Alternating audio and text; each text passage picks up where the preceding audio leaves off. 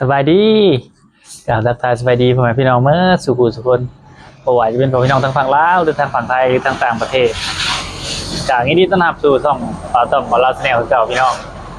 มื้อนี้มากินข้าวแรงกับซาวซุกพี่น้องซาวซุกเป็นยังไปล้างมะม่วงมีแกงหน่อไม้แล้วก็คั่วตับหมูแซ่บเลยพี่น้องมื้อเดี๋ยวพอตอนไปแกงท้าเห็นบ่มาแกะขัวตับหมูข้าวซุปขัวเดี๋ยวเศร้าได้อยู่นะเปิดแกงเอาไม้เลย แกงน้ำใหม่เอาคานี้เลยเนาะแกงน้ำใหม่ เดี๋ยวเราไปถ่ายกินซุป อะไรเนี่ยตักเบิ่งโอ้ มีอย่างแน่ แกงน้ำใหม่แล้วก็ขัวซีนชิมอ่ะ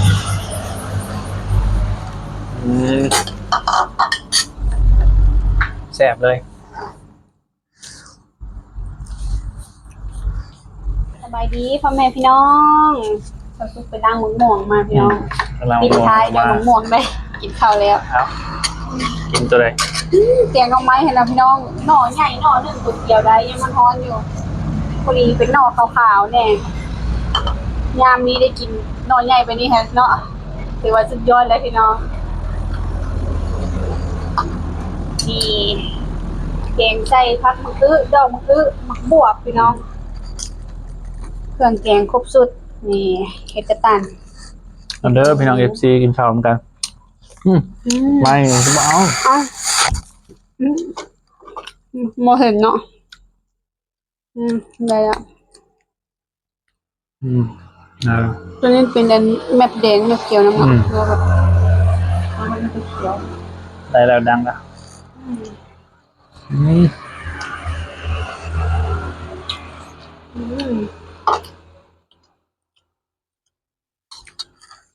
รอลงไม้ตัวใหญ่ก็ได้แกงพี่น้อง แกงละไม้พี่น้องเอ้ย สุดยอดเลยพี่น้องยามนี้แกงลงไม้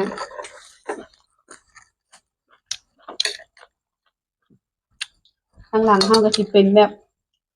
ถนนเด้อพี่น้องก็จะวิ่งไปวิ่งมา หิวเข่าพี่น้องเอ้ย พี่น้อง FC เพิ่นก็สิถามหาเบาต้อมทางช่องแถวสุกเนาะเบาต้อมคือบ่ลงคลิปเลยบางเทื่อ เบาต้อมกับเพิ่นเข้าการทหารเพิ่นหั่นแหละพี่น้อง แม่มีเวลาถ่ายคลิป บ่มีเวลาแต่เสาร์กับอาทิตย์ แม่น่ะ เสาร์อาทิตย์เพิ่นมาเขาทุกครั้งวันเพิ่นถ่ายคลิปเนาะผมเชื่อกับเฮ็ดเวียกให้ไม่เท่าแน่ เฮ็ดเวียกในเฮือนให้ซ่านทางเจ้าทุกมีเวียกตลอดพี่น้องอ่ะ มาถ้าทุกยังได้ถ่ายคลิป ครับบ่ก่อนทางเนาะน้องไม้เกี่ยวเอาน้ำใดฮดใส่พี่น้องก็เลยว่าเป็นบ่ได้กิน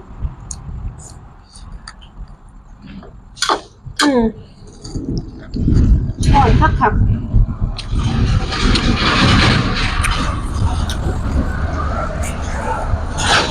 มานอนเพื่อนละมีมเลย กระมือนอนน้ำแหน่มือมาลงเพื่อเธอมีเพราะว่าเยอะมีกับสิขามมากมาอนามัยเงินนะเพื่อนพี่น้องอันนี้มายงซิดซื้อมาแพ็ค20 บาทพี่น้องยังพอได้ซีมาแซ่บบอกมีเกลือให้พร้อมคิดอยากกินมังมายงซิด กินสมนะกินสมกลางคืน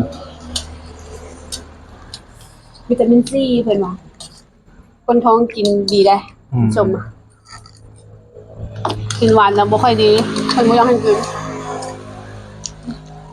ให้กินสม ให้กินส้ม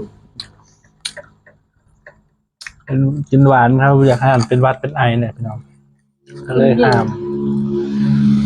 นำมาที่วาง มื้อเว้นนี้ให้ได้จังว่าพี่น้อง ฝนตกมื้อเว้นนี่ แม่น ทั้งที่ตอน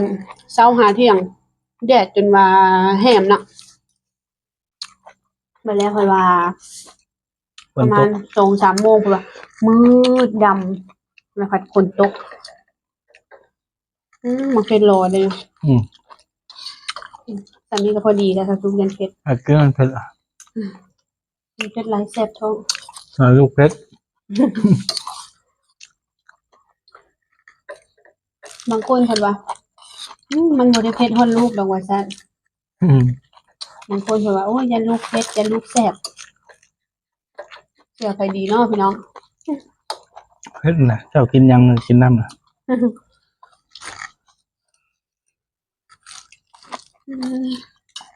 แซ่บๆพี่น้องเกี่ยงออกมายามแรง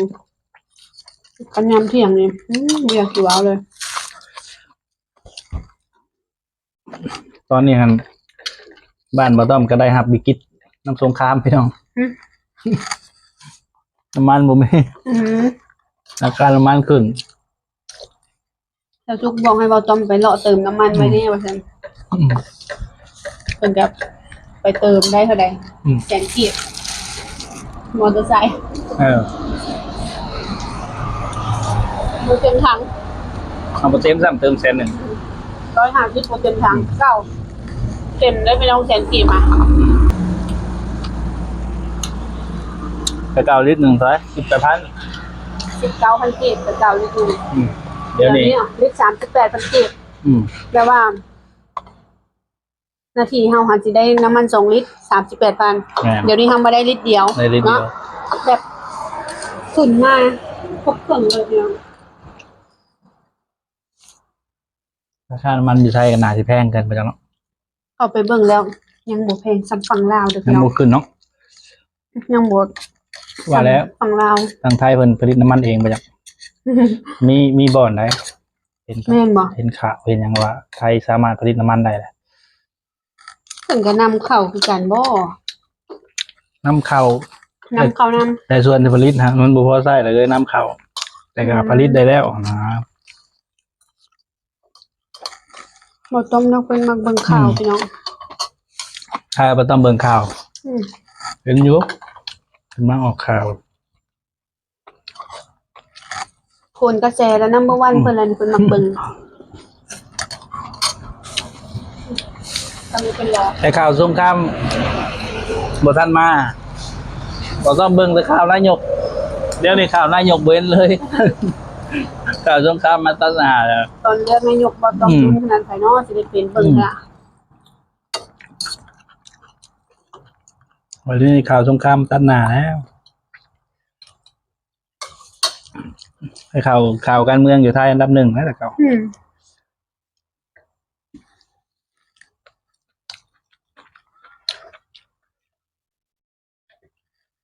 ปั๊มนิซิโนก็ปิดหลายปั๊มเนาะ แม่น ปตทนี่ปิดแทบสิเบิดเลยพี่น้องเครือข่ายปตทมาจากฝั่งไทย เราต้องว่าน้ำมันที่เขาขายได้อยู่ลาวนี่บ่แม่นน้ำมันนำเข้า น้ำมันที่ยังอยู่บ่ ส่วนนั้นก็น้ำมันยังอยู่แล้วก็น้ำมันมาแต่เวียดน้ำมันมาแต่ไทยนั่นปตทต้องได้ก่อนหมู่เลยค่ะน้ำมันมาแต่ไทยอันนี้ปตทปิดมาเลย2ปั๊มซิโน ปั๊มเฮียสายยังไม่ได้มาเตือนเนาะ นี่จะปั๊มเบียร์ซ้ายกับปั๊มเบียร์ขอเปโนปั๊มบ้านเจ้าซุกนี่ยังขายน้ำมันเกลือบ่ต้องว่า บ้านแถวซุกนะยังมีน้ำมันอยู่เลยแต่อยู่เซโนในเมืองปิดหลายปั๊ม นี่แต่เฮียกอกับเฮียซ้ายแต่น้ำมันซิโน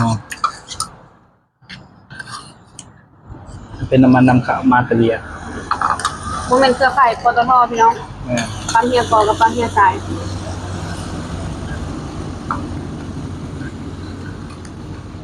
ให้กับปั๊มน้ำมันรัด มื้อเช้านี่เปิดบ่ปั๊มน้ำมันรัด เปิดแต่เปิดเป็นโมงปั๊มมันบ้านเราต้อง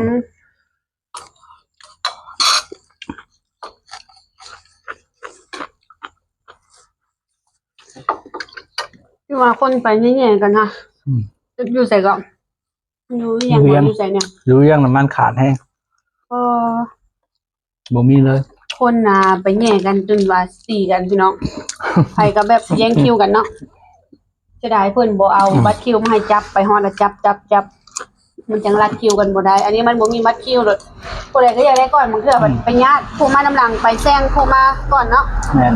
แต่วันนี้ผู้มาก่อนก็อยากให้ประมาณนี้นะพี่น้อง แม่น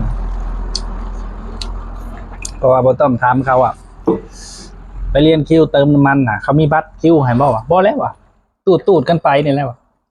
บ่ต้องว่ามาขึ้นก็ตูดกันไปอย่าพิดกันนะ ตูกันไปค่ะผู้ขายน้ำมันมื้อเทื่อก็ไล่หมูไล่จานแล้ว แม่น ชื่อเพิ่นมาก่อน แม่นแหละ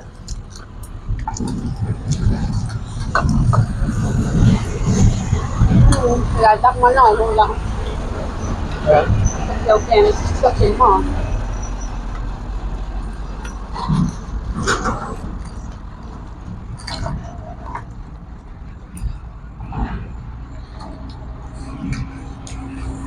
เจ้าก็มากินแกงหน่อไม้เนาะ กินดู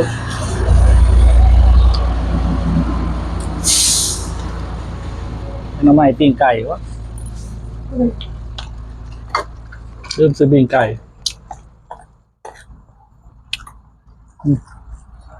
เอาละกินมะม่ว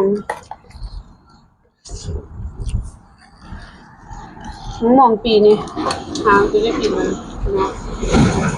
ลองกินเมืองแซ่บดูว่ะ ก็ไปซื้ออยู่ทางแบบไม่ได้อยู่ใส่ เอ้าในตลาดเนี่ย ซื้อตลาด มันจะได้เลือกม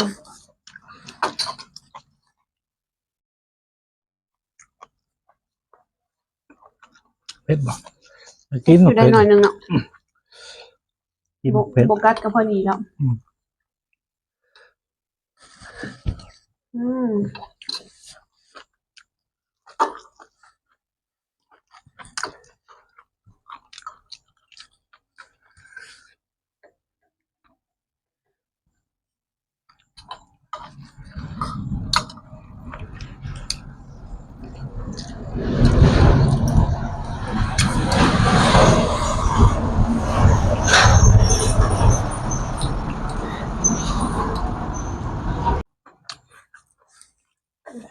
นุ่มน้อยได้เก่งลงมั้ง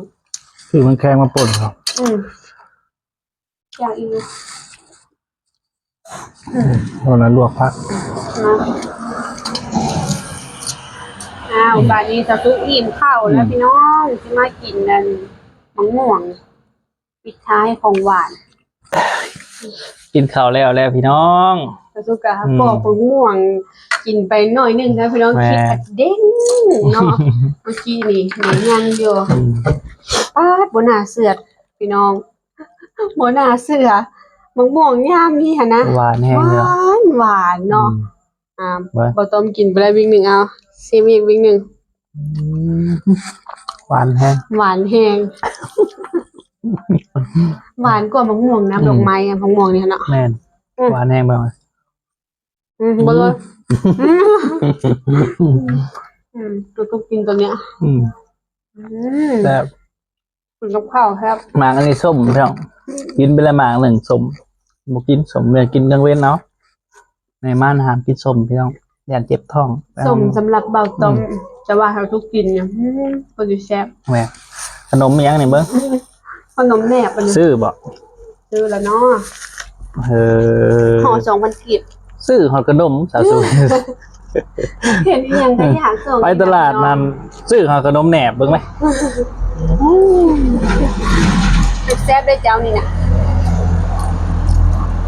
กินรู้ว่าแซ่บ ทำแล้วจังจัง เบ็ดหวาน หวานทำนั่นน่ะมื้อนี้แกงหน่อไม้ก็แซ่บกินมะม่วงกับข้าวก็แซ่บพี่น้อง กินให้หมดแล้วมั้ง มะม่วงนี่ถ้าสุกมักอยู่แล้วกินกับข้าว อืม มะขามก็มักกินกับข้าวพี่น้องทุเรียนก็มักกินกับข้าวช่วงถือผ้านี่แห้งมักเนาะ แม่น ช่วงมีลมแห้งมัก มาทุเรียนบ่ไหว้พี่น้องกินแห้งพด เขาสุกซื้อบ างเทื่อเขาทุกลงเอาเข้าไปในห้อง กินอยู่ห้องเอาเรียนไปกินอยู่ห้องครับ ซื้อมาแพ็คหนึ่งกิน2-3เทื่อจึงเบิดกิน2-3มื้อกินมันแห้งเทื่อทุ่งหันทยอยกินเทื่อละน้อยพี่น้องยอมเกี่ยวข้าว พอแล้วกินไรข้าวอย่างกินตอนดึกเหรอถ้าสุกมาคิ้วข่าวตอนดึกมื้อนั้นก็ยังมื้อนั้นก็20:00กลางคืนลูกมากินข้าว หรือว่าตี2มื้อนะพี่น้อง ลูกบ่ต้องอยากข้าวอยากข้าวกับไปลูกกินว่ะ นอนบ่หลับพี่น้อง ลูกมากินข้าวโอ้ย หิวข้าวใจลูกยากแบบนี้นอนบ่หลับแต่ลูกก็กิน ลูกอยากเนาะ ไปแล้วไปแล้วเลยคือว่าสักพักไปแล้วก็นอนหลับ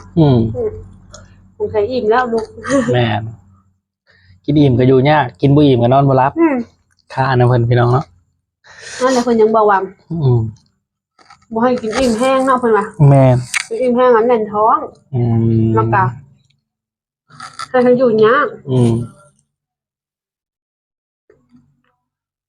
เพิ่นว่า กินได้ตลอดแต่ว่าบ่ให้กินหลายหรืออิ่มแบบค่อยๆกินไปทีละน้อยไม่ให้กินหลายบาทเดียว แต่ว่ากินตลอด แต่ทุกงานเน้นกินบาทเดียว ประมาณนี้เลยคลิปนี้กับพี่น้องกินข้าวกับซาซุกเพราะว่ามื้อวันศุกร์กับมื้อการเนี่ยพี่น้องเมื่อตอนเช้า แรงมากเนาะ ตอนแรงมาเที่ยวเอาบ่ต้องหาพี่น้องเนาะน้ำมันแพงก็อย่ามัน ช่วงน้ำมันแพง เที่ยวดึกช่วงน้ำมันแพงโอ้ยใส่น้ำมัน100,000บ่ได้มาทางพี่น้องเอ้ยแต่เก่าใส่50,000เนี่ยโอ๊ยเที่ยว2-3มื้อ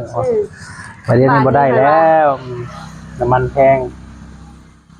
เตือนกีบโอ้ยได้2 ลิตรป่าย เอาไปเอามาเงินเดือนพอได้แต่ซื้อน้ำมันพี่น้องเนาะ บาทนี้ค่ะพอค่าน้ำมันบาทเดือนยัง แน่น เงินเดือนบ่ต้ม น้ำมันแพงบ่ว่าน้ำมันขาดเพราะแห้งพี่น้องเนาะสิบ่ได้ไปใส่มาใส่เนาะแพงเนาะถ้าน้ำมันขาดนี่บ่ต้องบอกหัวหน้าว่าบ่ได้มื้อการหัวหน้าบอกว่าให้มานอนค่ายบ่ต้องมื้อ วันหน้ามันยังข้าวพี่น้องให้อยู่ค่าย แต่มื้อน้ำมันแล้วมานอนค่ายเพิ่นว่าบ่ต้องมื้ออย่างเนาะ คือบ่บอกเพิ่นว่าอันเอ้า